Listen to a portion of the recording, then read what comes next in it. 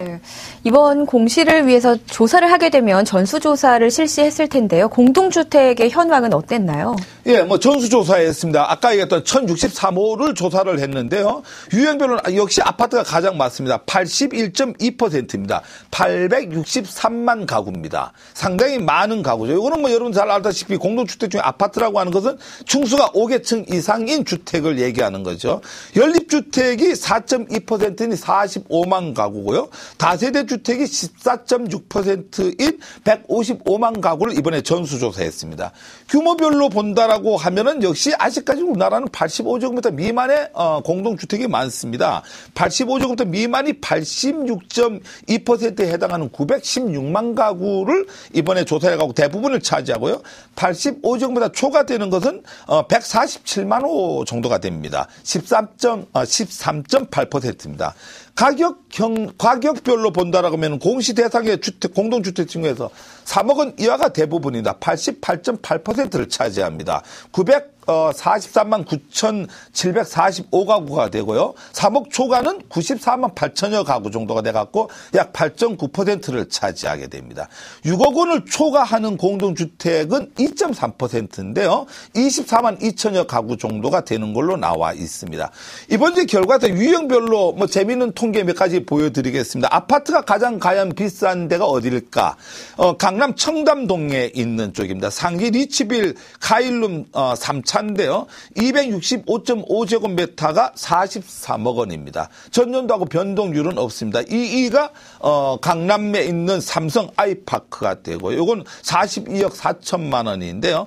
이번에 새로 신규로 편입된 게 있습니다. 부산의 해운대에 있는 해운대 아이파크가 285.9제곱미터가 41억 4,400만 원으로 상당히 이번에 급성장을 해갖고 이번에 신규로 했는데 3위로 뛰어 올랐습니다. 연립주택은 서초동에 있는 여러분들 잘 알다시피 트라우마하우스죠. 여기에 273.6제곱미터가 52억 4천만 원입니다. 전년도보다 3% 정도 변동률을 보였고요.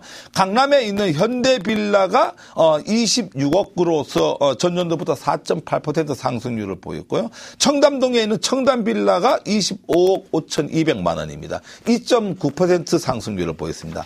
다세대 주택으로서 가장 비싼 데는 역시 청담동에 있는데요. 239.6제곱미터가 32억 800만 원입니다. 요런 어떤 식으로 해갖고, 어떤 가격의 변동률이 크게 없는데, 재미있는 이런 통계가 나와 있어서 여러분들 소개를 했습니다. 네. 공동주택 공시가 됐는데요. 일반인들에게는 이 공시가격을 활용하는 데 있어서 참고될 만한 사항이 있는지 궁금하거든요. 예, 여러분들이 반드시 좀 알고 있어야 될 부분들이 좀 몇 가지가 있습니다. 이게 올해 이제 공시가 이제 오늘 4월 30일자로 공시가 되는데 이 기준일은 1월 1일자라고 하는 부분입니다. 올 1월 1일 기준으로 4월 30일 날에 공시가 된 거죠. 다만 당해년도에 올 1월 1일째는 올 1월 1일부터 5월 31일까지의 어떤 재산상의 변동이 있을 수가 있죠. 가구가 분할이 된다거나 합병이 된다거나 주택을 새로 신축했다거나 이런 쪽은 어떻게 하느냐. 이거는 6월 1일 날에 공시를 한 번 더 합니다. 추가 공시를 하게 됩니다. 요때 갖고 추가 공시를 하는 걸로 나타나 있고요.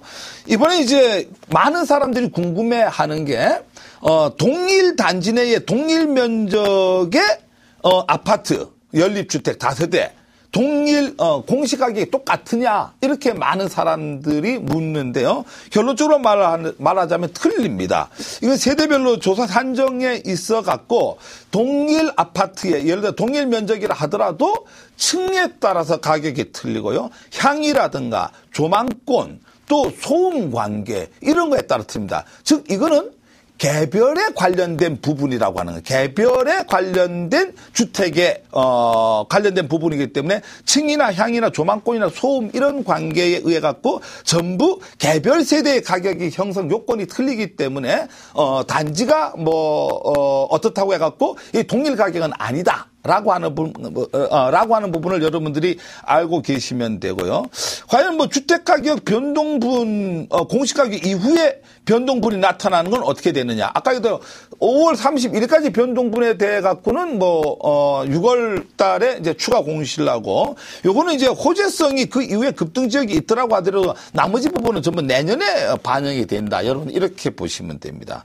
그 다음에 또 많은 분들이 이제 이번에 공시한 거하고 KB에서 변동률을 내죠. KB국민은행, KB은행에서 변동률을 내는데 이거하고는 어떤 차이가 있느냐. 많은 사람들이 궁금해 합니다.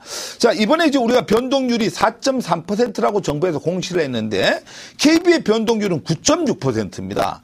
그러면은 KB의 변동률과 정부에서 공시하는 변동률이 왜 4.3%와 9.6% 틀리느냐? 이거는 이제 근본적으로 정부가 공시하는 거하고 KB 가격하고는 조사 목적이라든가 통계 산정 방법이라든가 분석 방법, 이런 또 조사 표본의 어떤 문제, 이런 것들이 근본적으로 틀린데 이거 몇 가지를 좀 소개를 하겠습니다. 먼저 이번에 이제 공시를 한 어떤 부분에 대한 조사 목적은 주택시장의 근본적인 가격 정보를 만들기 위한 겁니다. 이게 이제 이거 가격 정보를 제공해 갖고 과세를 매기기 위한 하나의 기준으로 잡기 위해서 이번에 공시를 한 거다, 이렇게 보시면 되는데, KB에서 하는 전국 주택 가격 동향 조사는 과세 이런 기준 때문에 만드는 게 아니라 실질적으로 매매 가격이 어떻게 되느냐라고 하는 부분. 그래서 어떤 변동에 관련된 상황하고 동향을 조사를 해갖고 앞으로의 선행 지수를 만들어내기 위한 근본적으로 조사 목적이 틀리다, 이렇게 보면 되는 거고요.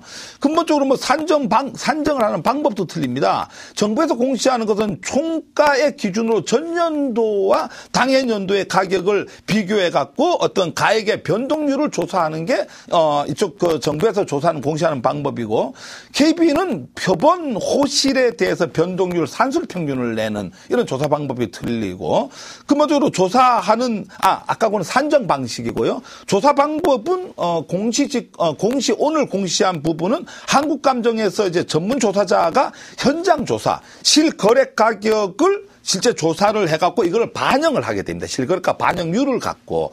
그런데 비해서 KB에서 하는 것은 이제 한국감정원 같은 감정평가 기관에서 하는 게 아니라 부동산 중개업소에서 호가 조사를 해갖고 이미 정해진 중개업소에 있습니다. 그쪽에서 이제 조사를 해갖고 실거래가 되는 거를 조사를 한다, 이렇게 보시면 되고요.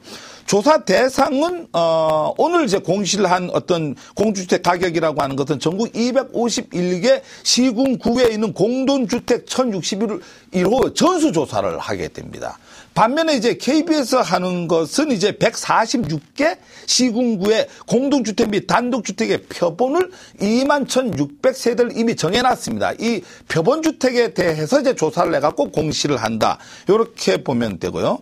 기준일은 이제 정부에서 하는 공시는 1월 1일 기준으로 해갖고 4월 30일 날 공시를 하는데 비해서 KB는 매월 15일에 합니다. 한 달에 한 번씩 해갖고 이제 공시를 한다. 왜 그러나 이건 변동률을 보고 매매 동향, 시장 동향을 파악을 하기 위해서 만드는 거기 때문에 이제 매월 단위로 한다, 이렇게 보시면 되고요. 마지막으로 조사 가격은 이제 오늘 공시한 것은 실거래가 고려해갖고 호별 적정 가격을 공시를 하는 거고요. 이쪽은 이제 KB에서 하는 것은 아파트 규모별로 시세를 이렇게 나타내는 상에 얼마, 하에 얼마, 이런 식으로 오차를 만들어갖고 합니다.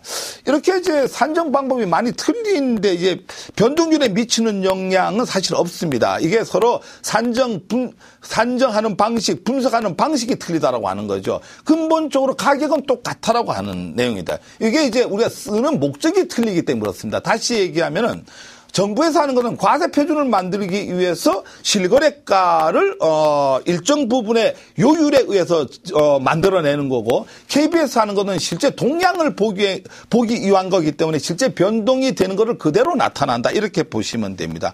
그래서 만약에 이제 이 실제 동일한 산정 방식으로 KB 거나 정부에서 하는 거를 서로 검증을 해보면 서로 비슷하게 나타난다 이거죠. 2012년도 공동주택 공시가격 변동률이 4.4%인데 요 금액을 그대로 갖고 KB가 하는 방식대로 적용을 하게 되면은 10.5% 정도 나옵니다. KB가 변동률이 9.6%니까 거의 비슷하게 나온다라고 하는 거죠.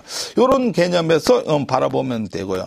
이게 만약에 문제가 있다라고 하면은 이의 신청을 할 수가 있습니다. 자기가 봤을 때에 자기 주택 가격이 너무 높거나 너무 높으면 과세가 많이 되죠. 너무 낮으면은 재산에 손해를 입게 되죠. 이렇게 했을 때 이의 신청을 할 수 있습니다. 그래서 국토해양부 홈페이지나 시군구청의 민원실에서 열람을 해갖고 자기 집에 관련되어 있는 어떤 공시 가격이 얼마인지 알아갖고 이게 시장 가격하고 해갖고 이 문제가 있다면 이의를 신청을 할 수 있는데 이의는 소유자나 법률상 이해 관계자는 누구나 할 수가 있습니다. 여러분들 자기 재산은 자기가 지켜야 됩니다. 필요 없이 세금을 많이 낼 필요도 없지만은 또 요구를 해갖고 자기 주택 가격이 너무 낮게 책정되는 것도 문제입니다. 이런 부분들을 자기 권리를 자기가 찾아야 되기 때문에 이런 부분들을 유심히 한번 살펴보시고 여기에 대해서 문제가 있다면 반드시 이의를 제기를 해야 됩니다. 이런 부분이 재산세에 실질적으로 부담이 어느 정도 되느냐 이런 부분들이 여러분들 많이 관심이고 궁금할 텐데 이번에는 3억 원 이하의 가격으로 세금 고지 상한선이 5%에 해당이 돼갖고 재산세에 미치는 영향은 비교적 좀 적은 걸로 이렇게 나타나 있습니다. 지방의 아파트 얘기하는 겁니다. 서울은 좀 별개의 문제고요.